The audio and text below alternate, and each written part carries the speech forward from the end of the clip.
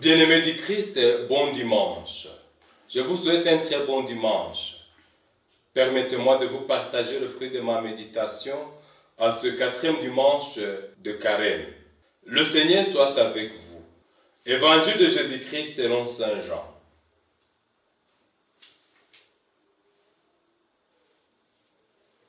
De même que le serpent de bronze fut élevé par Moïse dans le désert, ainsi faut-il que le Fils de l'homme soit élevé, afin que tout homme qui croit obtienne par lui la vie éternelle.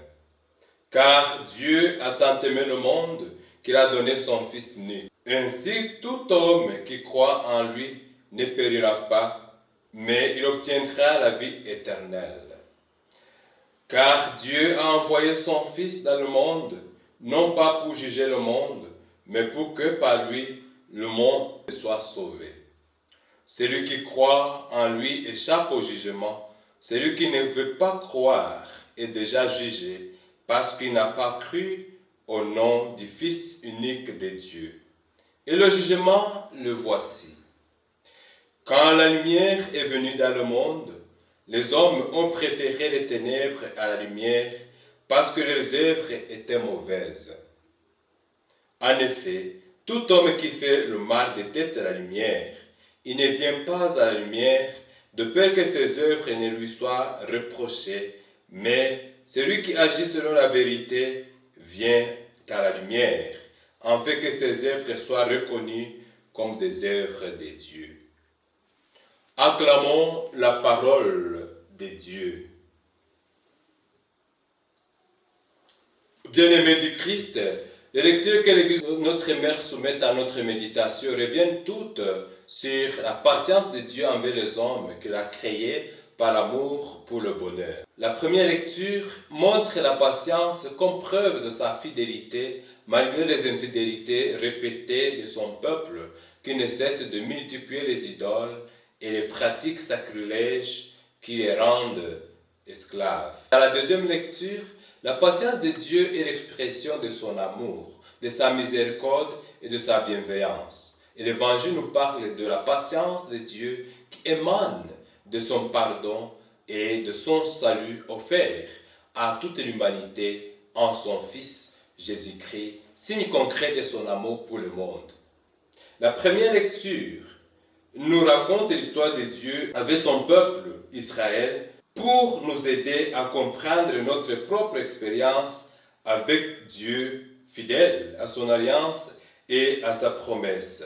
Devant nos multiples infidélités également, la patience de Dieu nous aide à comprendre qu'il reste fidèle à sa promesse de nous rendre libres et heureux. Mais nous, à maintes reprises, nous nous rendons esclaves à cause de nos péchés et de nos endurcissements de cœur. Dieu nous fait confiance et se patiente à notre égard parce qu'il sait que nous sommes capables de nous convertir et de revenir à lui. C'est la raison pour laquelle, au cours de l'histoire, il a en vain multiplié ses envoyés pour parler au cœur des hommes qu'il aime. Mais ceux-ci n'ont pas voulu se convertir. Ils ont affiché un mépris de la parole de Dieu en tournant en dérision les prophètes de Dieu et en se moquant d'eux comme signe d'entêtement et de rejet de la volonté de Dieu. Dieu fidèle à sa parole prouve que l'homme fait son propre malheur car il fait sourde oreille à ses commandements et à ses appels et correspond à son bonheur car il accepte d'écouter ses envoyés et n'abuse pas de la patience de Dieu bon et miséricordieux. Mais combien de fois avons-nous fermé nos cœurs pour ne pas obéir à la volonté de Dieu et au point de donner à penser que notre état de péché n'a plus de remède. Mais grâce à sa fidélité, Dieu se patiente à notre égard et attend notre conversion car avec lui, il y a encore et toujours de l'espoir du salut et de la grâce. La deuxième lecture nous rappelle que la patience de Dieu est l'expression de son amour bienveillant et miséricordieux qu'il a pour chacun de nous. Son dessein bienveillant et son projet d'amour font qu'il nous sauve en Jésus-Christ par le moyen de sa grâce. Dieu riche en miséricorde et en grâce et en pardon nous donne la vie en Jésus-Christ, avec qui nous partageons la gloire divine, car il nous a fait et créé en lui. Notre exaltation en tant que croyants est l'œuvre de Dieu dans le Christ est servie par la foi. Malheureusement, c'est toujours notre méfiance qui nous détourne de Dieu.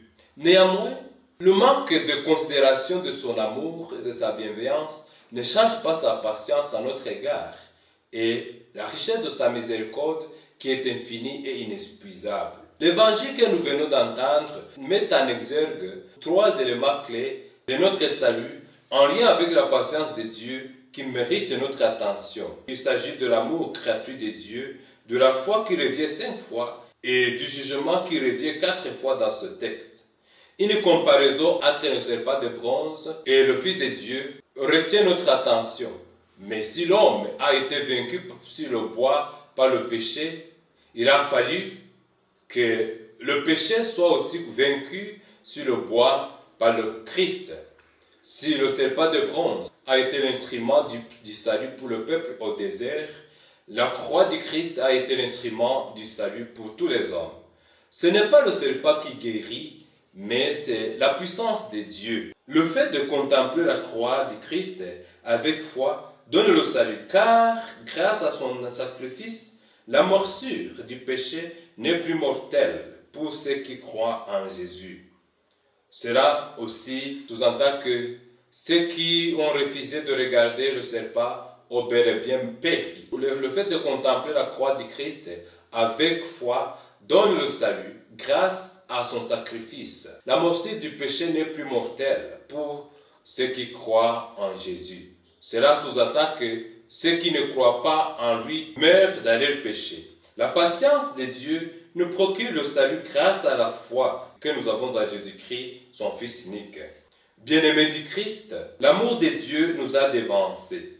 Dieu s'est révélé et s'est donné entièrement à nous, à la personne de son Fils. En lui, il a manifesté son amour infini et gratuit. Nous répondons à cet amour par le bien de notre foi. Celui-ci nous donne l'accès à la vie éternelle que le Christ nous offre et nous révèle que Dieu est amour. Quant à lui, le jugement survient lorsque l'homme se détourne de l'amour de Dieu et refuse d'aimer, lorsqu'il préfère les ténèbres à la lumière du Christ. Aquibert ou la Vierge Marie nous a avertis pour que le jugement de Dieu ne nous surprenne pas et nous a invités à l'amour vrai et fraternel, aux œuvres de la charité et à la conversion sincère, signe de l'accueil du salut, le don que Dieu nous offre gratuitement à son Fils.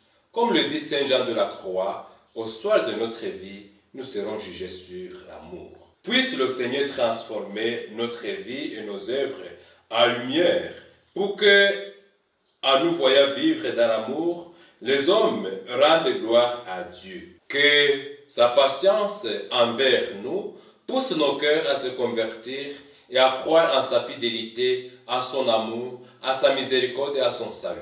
De là, que rien ne nous humilie et ne nous fasse oublier Dieu, que rien ne retienne notre bouche pour chanter dans la joie et l'allégresse les louanges du Seigneur qui ne nous abandonne jamais.